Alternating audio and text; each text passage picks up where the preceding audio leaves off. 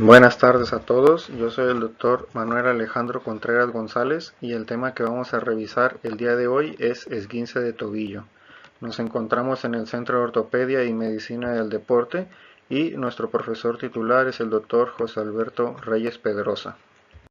A manera de introducción, tenemos que un esguince proviene de la palabra del latín esquintiare, que significa desgarrar, y se define como una lesión de los ligamentos, ya sea por una distensión, un estiramiento excesivo, una torsión o una rasgadura. En cuanto a la epidemiología, tenemos que el esguince de tobillo es una de las patologías más frecuentes de todo el sistema musculoesquelético y su incidencia se estima en un caso por cada 10.000 habitantes al día. Estas lesiones constituyen el 85% de todas las lesiones que se presentan en el tobillo y representan ya sea del 14 al 21% de todas las lesiones que se relacionan con el deporte, y es más común en hombres por esta misma cuestión. En el caso de nuestro tema es muy importante conocer sobre la anatomía del tobillo y sus ligamentos, ya que estos son los principales que se van a lesionar. Los ligamentos los podemos dividir en tres apartados, ya sea los ligamentos colaterales mediales, laterales y los propios de la sindesmosis. En cuanto al ligamento colateral medial, o también llamado ligamento deltoideo, tenemos que existen muchas variaciones anatómicas reportadas. Sin embargo, muchas bibliografías, varios autores coinciden en que podemos dividirlos ambas en dos planos, el superficial y el profundo, y existen básicamente 6 ligamentos que también a su vez los podemos dividir en constantes e inconstantes.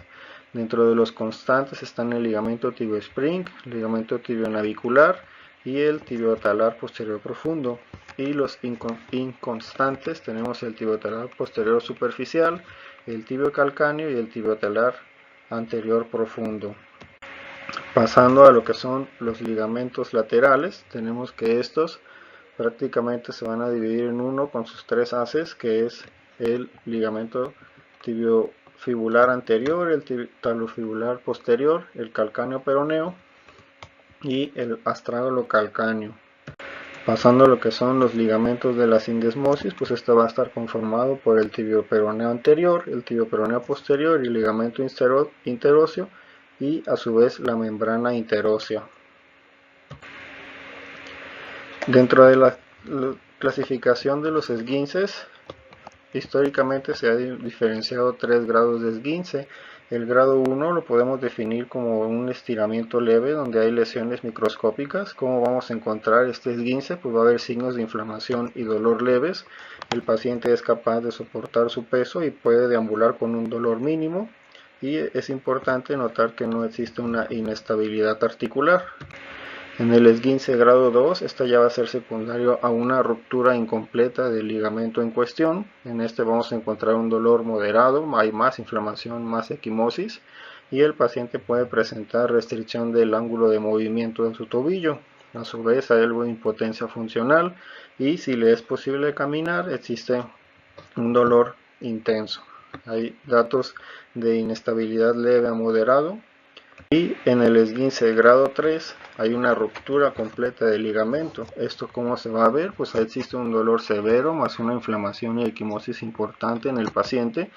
La impotencia funcional es demasiada y restricción del arco de movimiento y al paciente le es imposible soportar el peso y la deambulación. En esta también vamos a encontrar datos claros de inestabilidad mecánica a la exploración. Pasando al interrogatorio, revisando a nuestros pacientes, ya sea que lleguen al área de urgencias o en nuestro consultorio, que es importante para nosotros conocer, pues hacer un interrogatorio dirigido a esta persona. Hay que conocer su edad, su sexo, su ocupación, porque no es lo mismo un paciente que se dedica al área de oficina a algún paciente que se pueda relacionar con el deporte o que tenga alta demanda funcional. Es importante para nosotros conocer el mecanismo de lesión, así podemos diferenciar sobre qué área del tobillo pudiera estar lesionado. Hay que preguntarnos a nosotros y revisarlo. El paciente puede caminar y también es importante preguntar sobre sus antecedentes. Mi paciente ha tenido lesiones previas en el mismo tobillo, ha sufrido algún tipo de fractura, algún otro tipo de esguince. También importante conocerlo. Pasando a la exploración clínica, tenemos que evaluar a la inspección si existe edema o equimosis en el tobillo. Hay que palpar sobre todo la tibia distal, los malleolos, el tendón de Aquiles, el quinto metatarsiano, y valorar lo que comentábamos, si nuestro paciente puede caminar o puede mantener su peso, para posteriormente realizar los test específicos. Un punto importante de la exploración: se crearon para eso los criterios de Ottawa, que esta nos habla si es necesario, en base al traumatismo de nuestro paciente, tomar una radiografía, ya sea del tobillo o del pie. En el tobillo ya sé si existe dolor a la palpación en los 6 centímetros distales, tanto del malleolo lateral como del malleolo medial, o la incapacidad para mantener su peso o deambular por 4 pasos seguidos. En cuanto al pie, que presente dolor en la base del quinto metatarsiano o dolor en la palpación del hueso navicular, e igualmente si presenta incapacidad para mantener su peso o para deambular 4 pasos. Una vez con eso, ya teniendo la radiografía, si fuera necesario, podemos pasar a la exploración y realizar ciertos test específicos que nos van a ayudar a valorar sobre todo si existe algo de inestabilidad en el tobillo. Tenemos el test de compresión peroneotibial, la prueba de esfuerzo de la rotación externa, también valorar la prueba del cajón anterior o pruebas de estrés, tanto a la inversión y a la eversión. Estas maniobras hay que hacerlo con mucho cuidado dependiendo del edema y la inflamación, sobre todo el dolor que presente cada paciente. Una vez que ya nos vamos dando una idea sobre qué ligamentos son los que pudieran estar lesionados en nuestros pacientes y ya tomamos su radiografía, podemos valorar las radiografías principales que tenemos que tomar. 3 proyecciones claras: es AP, lateral y la proyección de mortaja. Estas pruebas o estas radiografías se tienen que hacer con un estrés, ya que se ha demostrado que con el estrés podemos valorar adecuadamente, o se puede evidenciar en la imagen, el correcto desplazamiento o lesión que pudiera presentar el tobillo de nuestro paciente.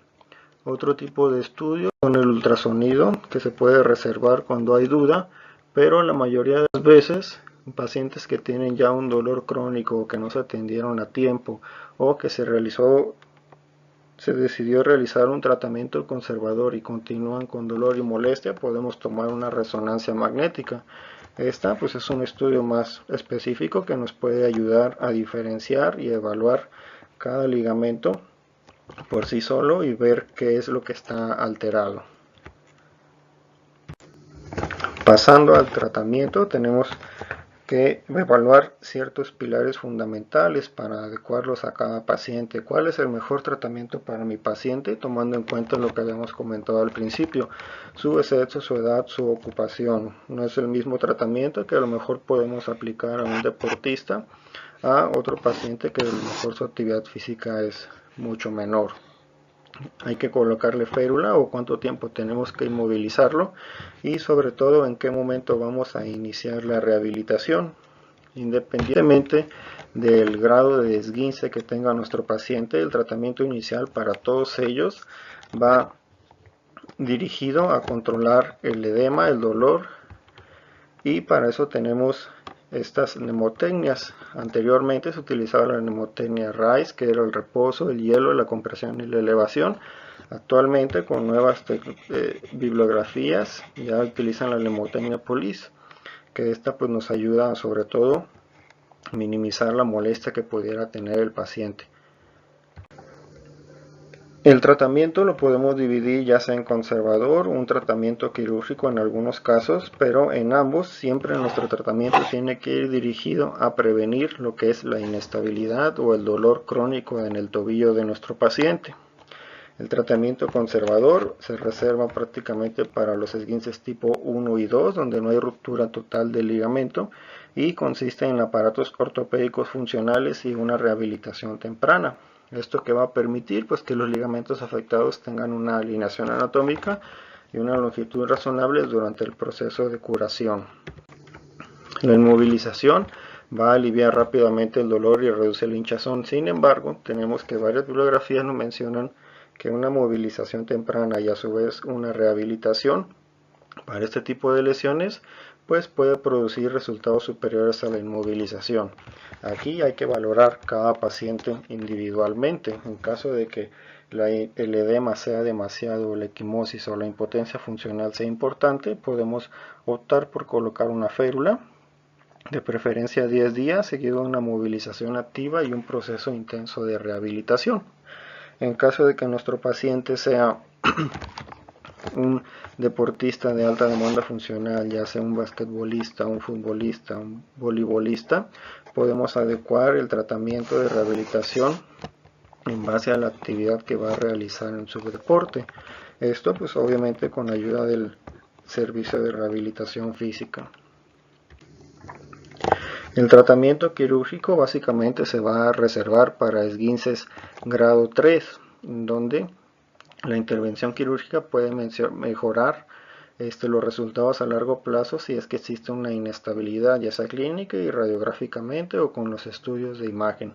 Sin embargo, también varias bibliografías mencionan que incluso en los pacientes que tienen un desgarro, un esguince grado 3, se pueden obtener resultados buenos en caso de que reciban un periodo de inmovilización breve con ejercicios funcionales y un entrenamiento neuromuscular de tobillo. ¿Esto por qué está dado? Ya que se ha observado en diferentes estudios que la reconstrucción quirúrgica secundaria o ya tardía de los ligamentos rotos se pudiera realizar meses o años después si fuera necesario, y los resultados se pudieran comparar en dado caso de que se hubiera decidido por este tipo de tratamiento en un nivel más agudo. Si se decide reparar o tratar quirúrgicamente este tipo de lesiones, este tipo de esguinces, pasamos a la reparación de lo que es el ligamento deltoideo. Vamos a tener que a menudo se asocia a fracturas del malleolo lateral, ya que rara vez este tipo de lesiones o este tipo de lesión del ligamento deltoideo son aislados. Por lo regular solamente se decide su intervención quirúrgica en pacientes que sean activos, en los que claramente se pudiera demostrar que el ligamento está afectado. En dado caso de que sea una lesión muy aislada, en el que no tenga algún otro tipo de lesión relacionada como algún tipo de fractura malleolar, se puede decidir utilizar una inmovilización con diferimiento de carga de 4 a 6 semanas, seguido de 4 meses de rehabilitación.